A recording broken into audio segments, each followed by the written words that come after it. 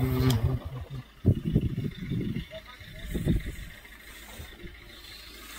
शिवराय मित्रांनो. तर आज आपण आलो आहोत हरिहर किल्ल्यावरती. वरती पाहू शकता हरिहर किल्ला. धुक्याचं प्रमाण थोडं जास्त आहे, त्याच्यामुळे हरिहर किल्ला दिसणं थोडं कठीण आहे. तर आत्ताच गाडी पार्किंग करून आम्ही आता हरिहर किल्ला चढायला सुरुवात करणार आहोत.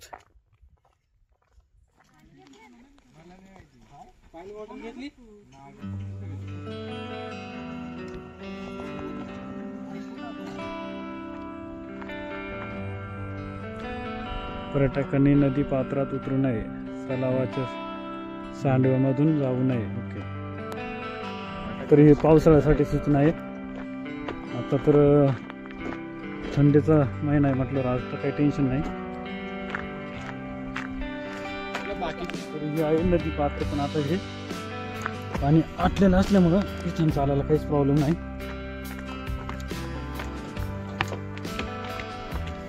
पावसाळ्यामध्ये इथं जोराचा पाऊस असल्यामुळं नदी पात्राला अतिशय मोठा पूर असतो.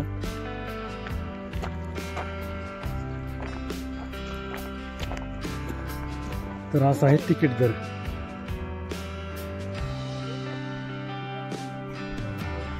हरिहर किंवा हर्षगड. हरिहर किल्ला महाराष्ट्रातील अतिशय महत्त्वाच्या किल्ल्यांपैकी एक आहे. सह्याद्रीच्या रांगांमध्ये हरिहर किल्ला आपल्या वेगळेपण जपतो. गडावर चढताना स्थानिक लोकांना विचारून मार्ग निवडा. ही महत्वाची सूचना आहे.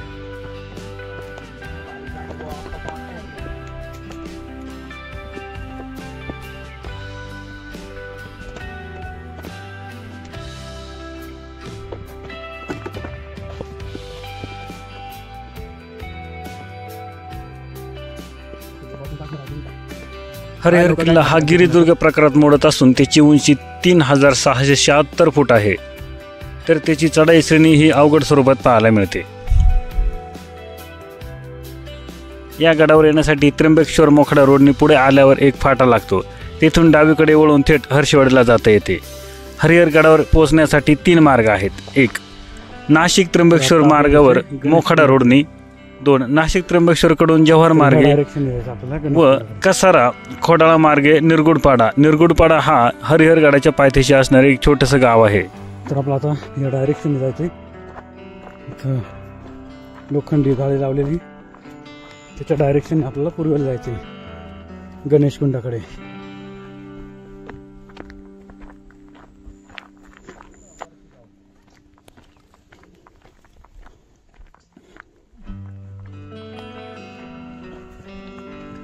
तर हे आहे गणेश कुंड. गणेश कुंडामध्ये कचरा टाकू नये. हरिहरगड चढत असताना मधल्या टप्प्यात आपल्याला गणेश कुंड पाहायला मिळते. तसेच त्या शेजारी असणारे शंकराचे मंदिर हे पाहायला मिळते. भरपूर मोठं आहे. तसेच अत्यंत सुंदर असे निवांत निसर्गरम्य वातावरण असणारे हनुमानाचे मंदिर मन वेधून घेते.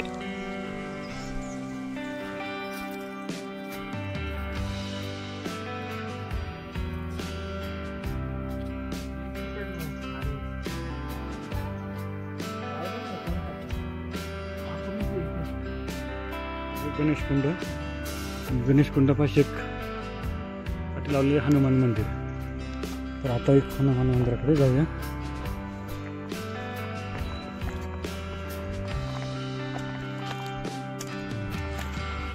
तर या दगडी पायऱ्या पार करून आपल्याला जायचे हनुमान मंदिराकडे.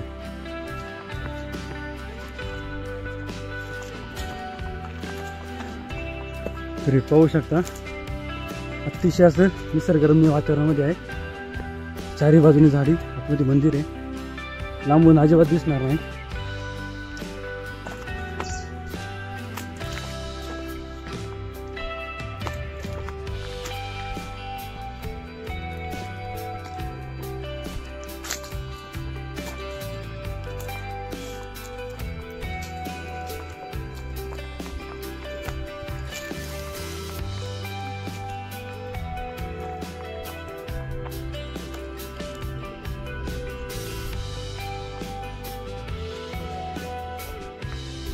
तर हे आहे हनुमान मंदिर. पूर्णतः पुरातन मंदिर आहे.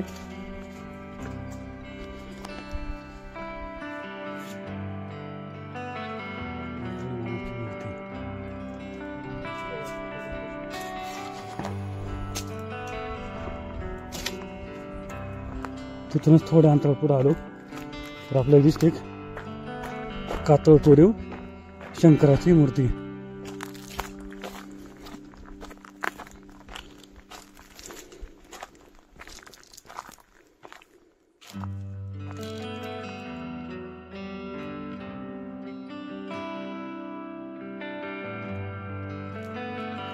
आणि परिसर बघा, अतिशय सुंदर असा परिसर आहे.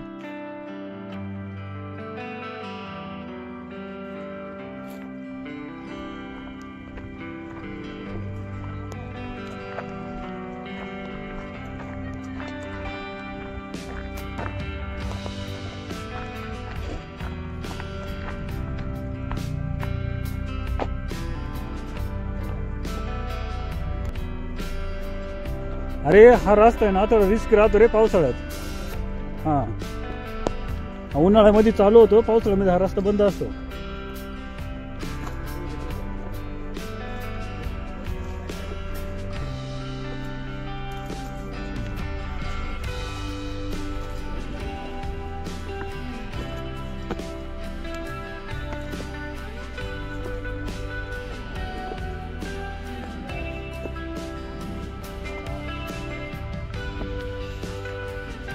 कसला रस्ता आहे, एक नंबर वाटतंय या रस्त्याने.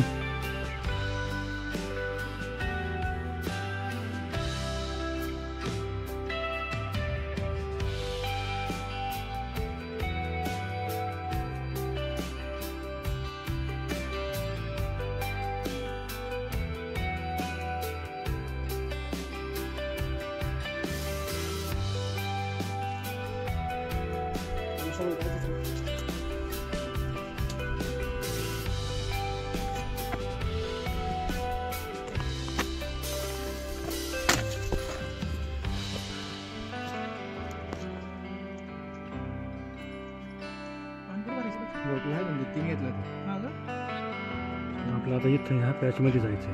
थांबता का? तर आपल्याला अशा ॲडव्हेंचर रस्त्याने जायचंय. चला तर मग.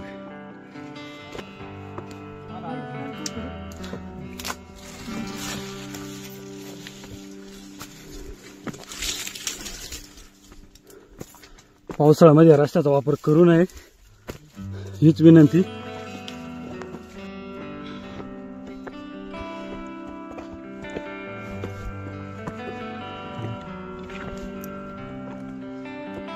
हाय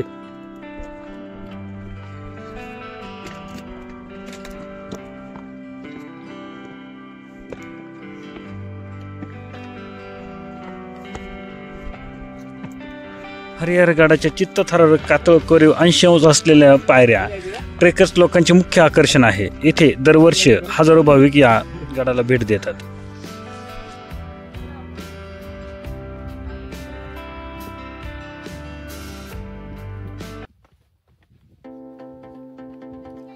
हरिहर किल्ल्याचा इतिहास तसा फार प्राचीन आहे.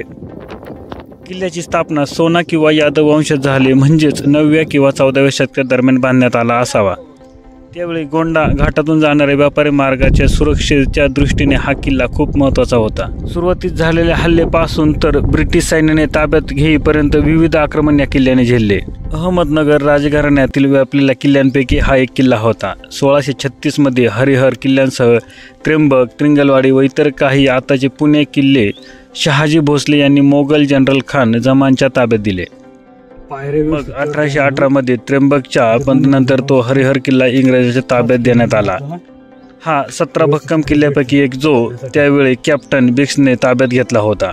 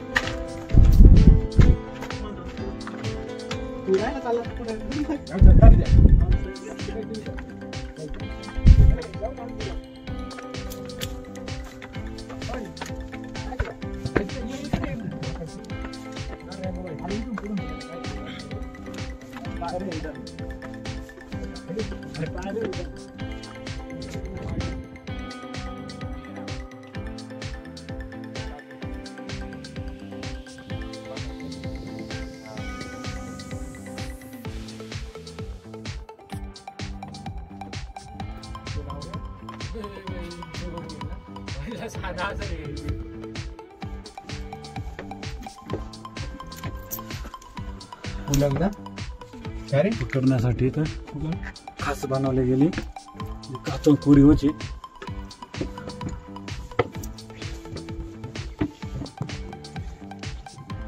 हा पॅच पाहू शकता तुम्ही, अतिशय अवघड पॅच आहे.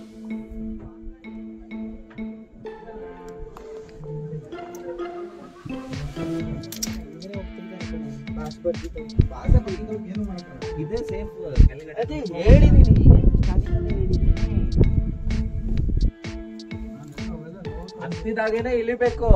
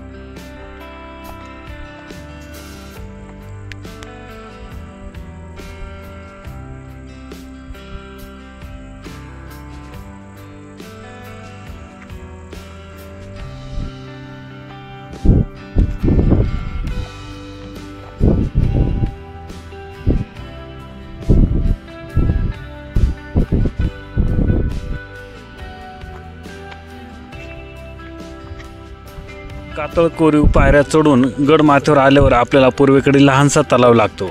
काठावर हनुमानाचे मंदिर व बाजूला चौथऱ्यावर महादेवाची पिंड व नंदी आहे. आजूबाजूला 4 ते 5 पाण्याने भरलेल्या कातळ टाक्या आहेत.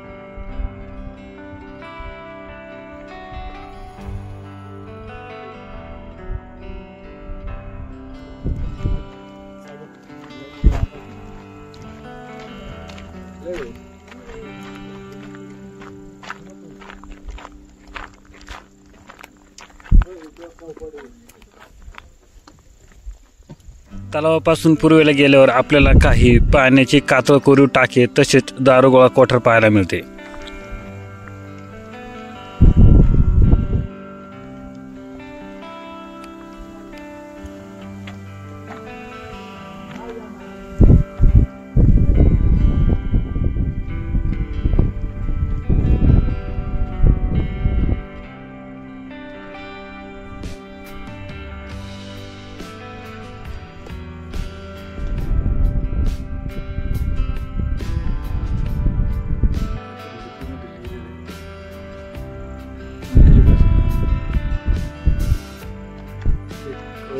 मंदिरासारखं स्ट्रक्चर आहे. इथं काहीतरी देव आहे, देवळा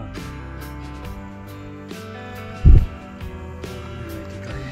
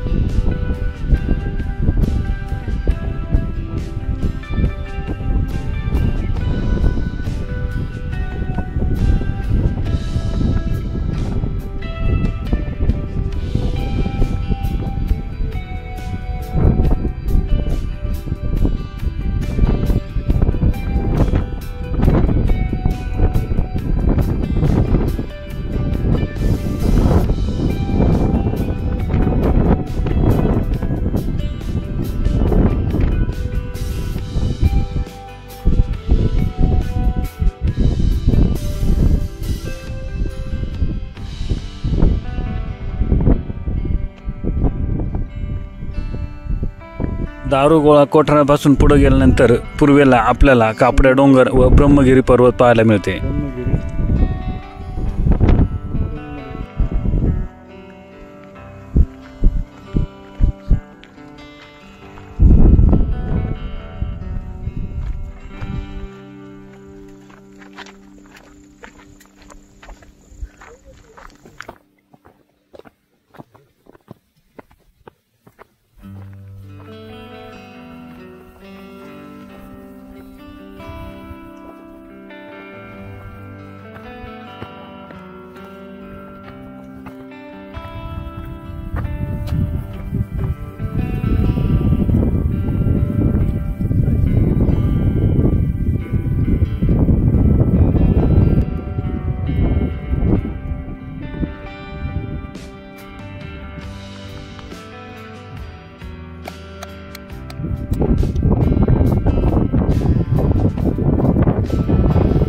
तर आता आम्ही हरिहरगडाच्या शेवटच्या टप्प्यामध्ये आलेलो आहोत.